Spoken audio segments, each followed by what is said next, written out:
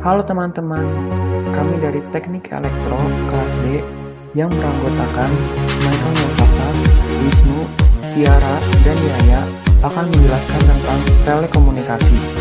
Selamat menyaksikan. Nah, sebelumnya teman-teman udah pada tahu belum apa itu telekomunikasi? Yuk kita simak.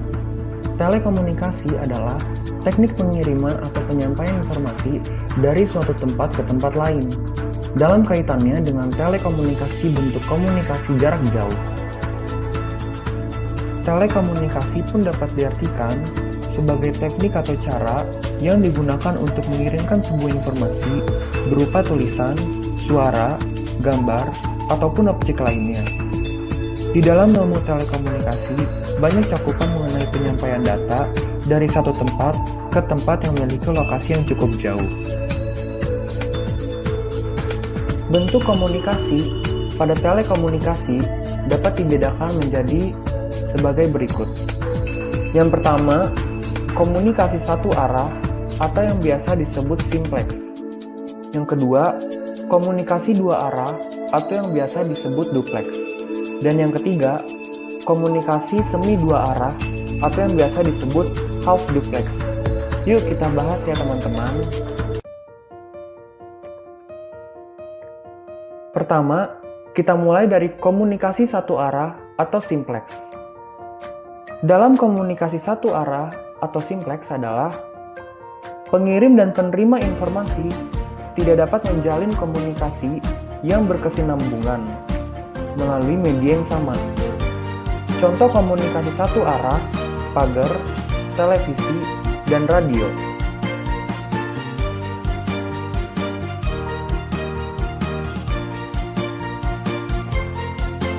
Lalu yang kedua, komunikasi dua arah atau duplex. Pada komunikasi dua arah atau duplex adalah pengirim dan penerima informasi dapat menjalin komunikasi yang berkesinambungan melalui media yang sama. Contoh komunikasi dua arah adalah telepon dan VoIP.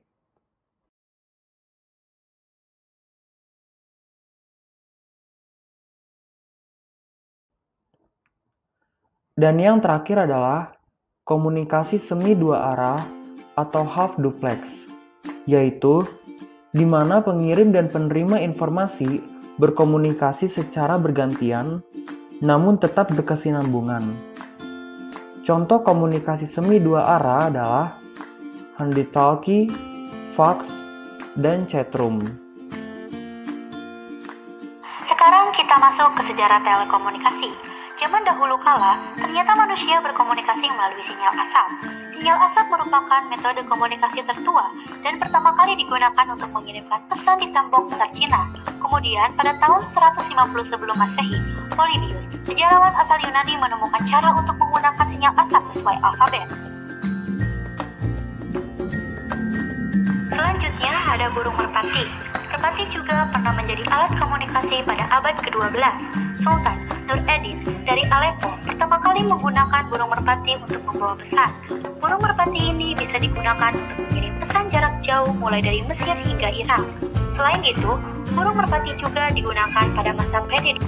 Telegraf. Telegraf adalah alat komunikasi pertama yang menggunakan sinyal elektrik. Cara kerjanya dengan mengirimkan sinyal elektrik melalui kabel yang kemudian diterjemahkan menjadi pesan. 1884, Samuel Morse pertama kali mengirimkan pesan melalui telegraf dari Washington DC ke Baltimore, Maryland. Telegraf sudah tidak digunakan lagi pada abad ke-21. Selanjutnya, ada telepon kabel. Perkembangan komunikasi dari masa ke masa. Sebelum masa ponsel, ada masanya telepon kabel atau telepon rumah. Kebanyakan rumah mulai memiliki telepon pada tahun 1950-an. Dan satu orang hanya bisa melakukan satu panggilan dalam waktu yang sama. Telepon kabel tentunya juga tidak dapat dibawa kemana-mana, sehingga tidak praktis. Telepon genggam atau ponsel. Telepon genggam pertama kali ditemukan oleh Martin Cooper pada 1973. Telepon genggam pertama memiliki berat 2 kg, tidak ringan dan tipis seperti yang kita miliki sekarang ini. Tahun sudah berlalu, dan ponsel pun semakin canggih. Salah satu terobosan dari ponsel adalah SMS, Short Messaging System, yang pertama kali dikirim pada 1992. Ponsel masa kini tidak hanya bisa menelpon dan mengirimkan pesan singkat, tapi juga bisa akses ke internet, menonton film, mengambil gambar, dan banyak lagi.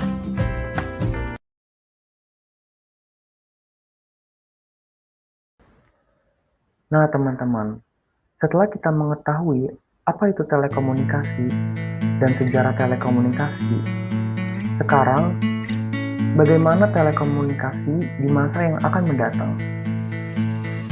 Cara pemerintah Indonesia untuk melakukan perkembangan teknologi di Indonesia, seperti yang kita ketahui, pada tahun 2020, tahun ini adalah pemerintah Indonesia melakukan pemerataan infrastruktur telekomunikasi melalui proyek Palaparing. Palaparing sendiri adalah proyek infrastruktur telekomunikasi dengan menggelar kabel serat-optik di seluruh Indonesia dengan total sepanjang 36.000 km. Palaparing akan terdiri dari 7 lingkar kecil serat optik dan sebuah backhaul sebagai penghubung. Adapun lingkar kecil yang dimaksud adalah untuk area Sumatera, Jawa, Kalimantan, Nusa Tenggara, Sulawesi, Maluku, dan Papua. Palaparing terdiri atas 3 paket, yakni paket barat, paket tengah, dan paket timur, yang dibagi berdasarkan wilayah. Adapun paket barat telah berhasil dirampungkan 100%, sedangkan paket tengah dan paket timur masih dalam proses. Namun setidaknya, ini kemajuan yang dihasilkan di 2 area tersebut sudah melebihi 80%.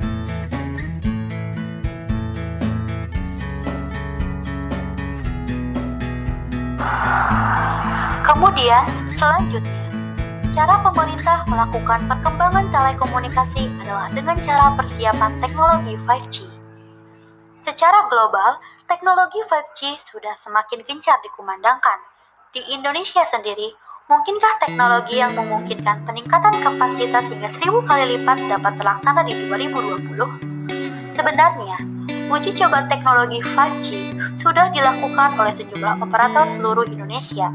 Hanya saja, masih banyak tantangan yang harus dihadapi untuk mengimplementasikan teknologi generasi teranyar tersebut dalam waktu dekat.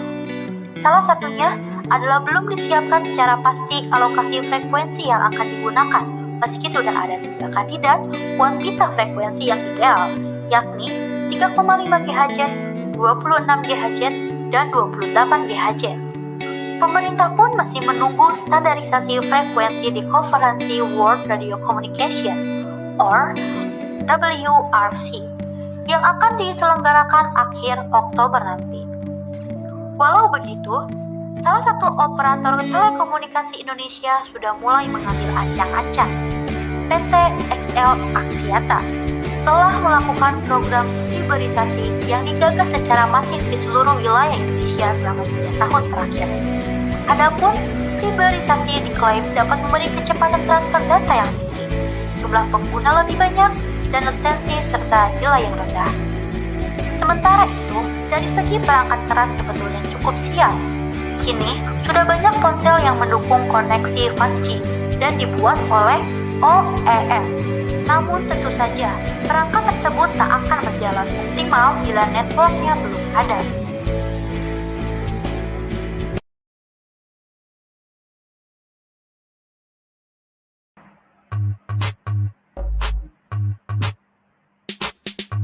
Lalu yang terakhir, perusahaan startup semakin meroket.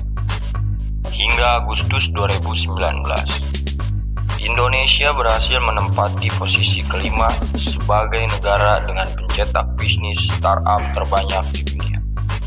Jika ditotal, jumlah startup di Indonesia menembus sudah lebih dari 2.100. Tentu saja, masih banyak pemain startup lainnya selain Traveloka, Gojek, Bukalapak, Tokopedia, Ruang Guru, Blibli, dan sebagainya. Meski memang sebelum semelejit beberapa startup tersebut. Jumlah ini diperkirakan akan semakin meningkat di tahun 2020 ini. Optimisme ini semakin muncul melihat bahwa Gojek telah berhasil menjadi dekakorn per April 2019 lalu.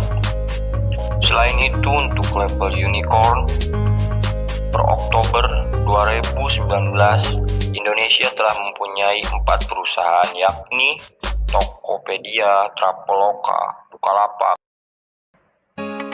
Sekian yang kami dapat sampaikan materi tentang telekomunikasi. Mohon maaf atas kesalahan kata. Terima kasih.